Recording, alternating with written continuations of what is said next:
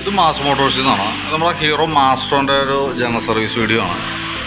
നിലവിൽ നമുക്ക് ജനറൽ സർവീസായിട്ട് കയറുന്ന സമയത്ത് നമ്മളതിൻ്റെ എയർ ഫിൽട്ടർ, മറ്റ് CVT ക്ലച്ചിൻ്റെ ഭാഗം ചെക്ക് ചെയ്യാനും ക്ലീൻ ചെയ്യാനും ഗ്രീസിങ്ങിനൊക്കെ ആയിട്ട് അഴിക്കുന്നുണ്ട്. അതേപോലെ തന്നെ ബാക്ക് ബ്രേക്കിൻ്റെ ഭാഗം, ബ്രേക്ക് ക്യാം ഗ്രീസിങ്, ഫ്രണ്ട് ബ്രേക്കിൻ്റെ greasing, plug, carburettor checkup. Carburettor cleaning വരില്ല, ചെക്കപ്പും കാര്യങ്ങളൊക്കെ. പിന്നെ കേബിളുകൾ ഏതെങ്കിലും പ്രോബ്ലം ഉണ്ടെങ്കിൽ അതൊക്കെ ഒന്ന് ചെക്ക് ചെയ്തിട്ട് അതിൻ്റെ ഡീറ്റെയിൽസ് പറയും. അപ്പോൾ നിലവിൽ നമ്മൾ ജനറൽ സർവീസുമായി ബന്ധപ്പെട്ട് അതിൻ്റെ ബാക്ക് ബ്രേക്കിൻ്റെ ഭാഗം നമ്മൾ അഴിച്ചിട്ടുണ്ട്. ബ്രേക്ക് ഓൾറെഡി വണ്ടി ഓടിക്കുന്ന സമയത്ത് തീരെ ലൈനർ കുറവായിരുന്നു.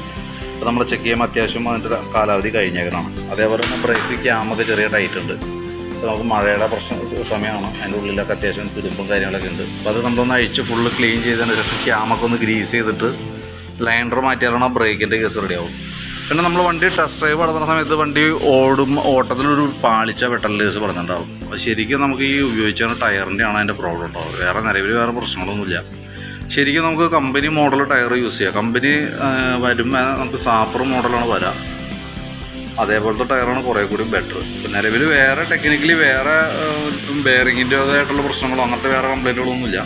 ടയറുമായി ബന്ധപ്പെട്ട കംപ്ലൈൻറ്റാണ് കാണിക്കുന്നത് കേട്ടോ, ആ ഒരു വെട്ടൽ കാണിക്കുന്നത്. പിന്നെ നമുക്ക് അതിൻ്റെ എയർ ഫിൽറ്ററിൻ്റെ ഭാഗം നമ്മളൊന്ന് ചെക്ക് ചെയ്യുന്നുണ്ട്. എയർ ഫിൽറ്ററൊക്കെ അത്യാവശ്യം പേപ്പർ ടൈപ്പ് ഫിൽറ്ററാണ് നമുക്ക് ഇതിന് തന്നെ. കുറച്ച് പൊടിയൊക്കെ ഉണ്ട്, പക്ഷെ നമുക്കൊന്ന് എയർ അടിച്ച് ക്ലീൻ ചെയ്ത് നമുക്ക് റീസെറ്റ് ചെയ്യാം. സാധാരണ രീതിയിൽ നമുക്കൊരു 10,000 കിലോമീറ്റർ ഉപയോഗിക്കാൻ കിട്ടും. 10,000 തുടങ്ങി 12,500 കിലോമീറ്ററൊക്കെ വരെ. നമ്മൾ ഉപയോഗിക്കുന്ന ഏരിയ അനുസരിച്ചൊക്കെ വ്യത്യാസം വരും. കാരണം പൊടിയുടേതായിട്ടുള്ള പ്രസൻസ് കൂടുതലുള്ള ഏരിയയിലാണെങ്കിൽ നേരത്തെ മാറേണ്ടി വരും. അതല്ലാന്നുണ്ടെങ്കിൽ നമുക്കൊരു 10,000 12,500 കിലോമീറ്ററൊക്കെ പരമാവധി യൂസ് ചെയ്യാം. അത് കഴിയുമ്പോഴത്തേക്കും നമുക്ക് ഹെഡിൽ കാർബൺ ഡെപ്പോസിറ്റ് കൂടും. അതുകൊണ്ട് തന്നെ എത്രയും പെട്ടെന്ന് നമുക്കത് ആ പീരീഡ് കഴിഞ്ഞ് എടുത്ത് കളഞ്ഞു.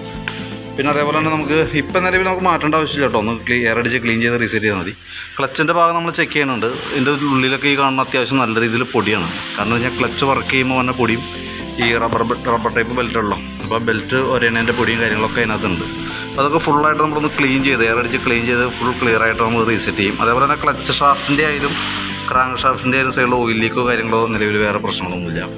ബെൽറ്റിൻ്റെ കണ്ടീഷൻ നോക്കുമ്പം ഹീറോൻ്റെ കമ്പനി ബെൽറ്റ് കിടക്കണേ, പൊട്ടലോ കാര്യങ്ങളോ വേറെ നിലവിൽ പ്രശ്നങ്ങളൊന്നുമില്ല. ബെൻഡെക്സ് യൂണിറ്റ് നമ്മൾ ചെക്ക് ചെയ്യുന്നുണ്ട്, വർക്കിംഗ് ഒക്കെ ഓക്കെയാണ്, നിലവിൽ വേറെ പ്രശ്നമില്ല കേട്ടോ. ഇതിൻ്റെ variator body, roller set, boss drive, പിന്നെ കാര്യങ്ങളൊക്കെയാണ്.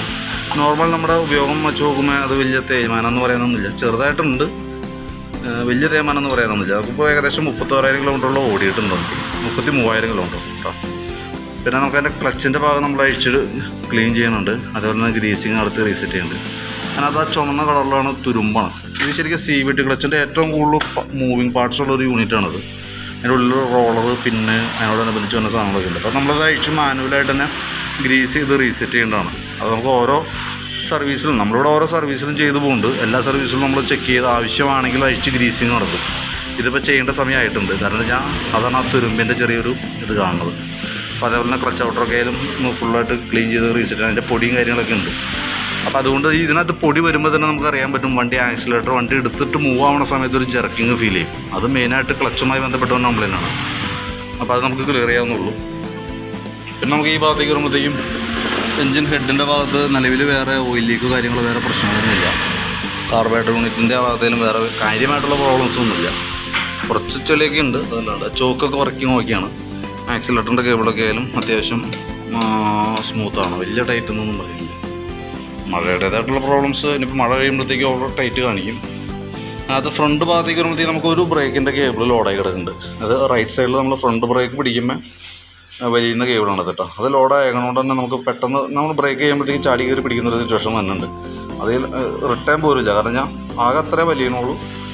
ഈ കേബിളിനെ കമ്പയർ ചെയ്ത് നോക്കുമ്പോൾ കണ്ടോ, ഇത്രയും ഔട്ടർ വലിഞ്ഞ ഉള്ളിലേക്ക് കയറി ചെയ്യുക. സെയിം രണ്ടിനും ഒരേ നീളം തന്നെ ഇവിടെ നിന്ന് ഇങ്ങോട്ടുള്ള ലെങ്ത് എത്താം.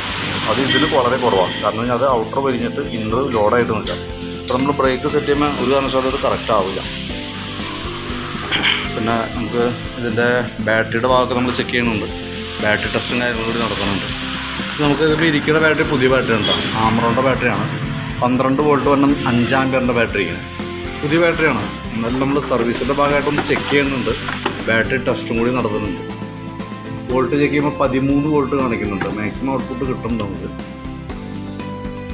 ബാറ്ററി ടെസ്റ്റ് മോഡിലേക്ക് വിട്ടിട്ടുണ്ട്, ഓക്കെ ആയിട്ട് കാണിക്കുന്നത്. പുതിയ ബാറ്ററി ആണെങ്കിൽ കൂടി നമ്മൾ ജസ്റ്റ് ചെക്ക് ചെയ്യണമെന്നുണ്ടെങ്കിൽ നമ്മൾ സർവീസിനകത്ത് അത് ഇൻക്ലൂഡ് ആയതുകൊണ്ട് ബാറ്ററി ടെസ്റ്റ് കൂടി നമ്മൾ നടത്തുന്നുള്ളൂ കേട്ടോ. പിന്നെ നമ്മൾ ഈ ഹാൻഡിൽ കവർ അഴിച്ചുണ്ട്. ആ ഹാൻഡിൽ കവർ അഴിച്ചാണെന്ന് വെച്ചാൽ അതിൻ്റെ പൊസിഷൻ ലൈറ്റ് തെളിയുള്ളത്. അത് ഹെഡ് ലൈറ്റിൻ്റെ 2 സൈഡിൽ നമുക്ക് വണ്ടിയുടെ ഒരു പൊസിഷൻ അറിയാൻ വേണ്ടിയിട്ട് 2 ബൾബുണ്ട്. പാർക്ക് ബൾബാണ്. അതിൻ്റെ ലൈറ്റ് ആ ബൾബുകൾ പോയിട്ടുണ്ട്. അപ്പോൾ അതൊന്ന് മാറ്റാൻ വേണ്ടിയിട്ട് അഴിച്ചാണ്. പിന്നെ നമുക്ക് ഈ സൈഡിലേക്ക് വരുമ്പോഴത്തേക്കും സ്പാർക്ക് പ്ലഗ് ഒന്ന് ക്ലീൻ ചെയ്തിട്ടാൽ മതി. അത് സാധാരണ നമുക്ക് എയർ ഫിൽറ്റർ മാറ്റുമ്പോൾ അത് രണ്ടും കൂടി ഒരുമിച്ചാണ് നമുക്ക് മാറ്റേണ്ടി വരാറ്. എയർ ഫിൽറ്ററും പ്ലഗും കൂടി ഒരുമിച്ചാണ് മാറ്റേണ്ടി വരാറ്. ഈ സർവീസിൽ നമുക്കിത് ക്ലീൻ ചെയ്തിട്ടാൽ മതി. നമുക്കിതിൻ്റെ സെക്കൻഡറി ഫിൽറ്ററാണത്. ഒരു ഫോം ടൈപ്പ് ഫിൽറ്ററാണ്. അതിൻ്റെ ലൊക്കേഷൻ വന്നത് ഈ എൻജിൻ റൂമിൻ്റെ ഈ ഭാഗത്തായിട്ടാണ്, ഈ ലെഫ്റ്റ് സൈഡിലായിട്ടാണ്.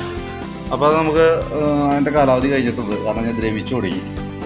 ഇടയ്ക്ക് ഇത് ചെറുതാണ്, വലിയ കോസ്റ്റ്ലിയൊന്നുമില്ല, വലിയ എമൗണ്ടൊന്നുമില്ല. ഏകദേശം ഒരു 50 രൂപ താഴേക്ക് നമുക്ക് റേറ്റ് വരുള്ളൂ.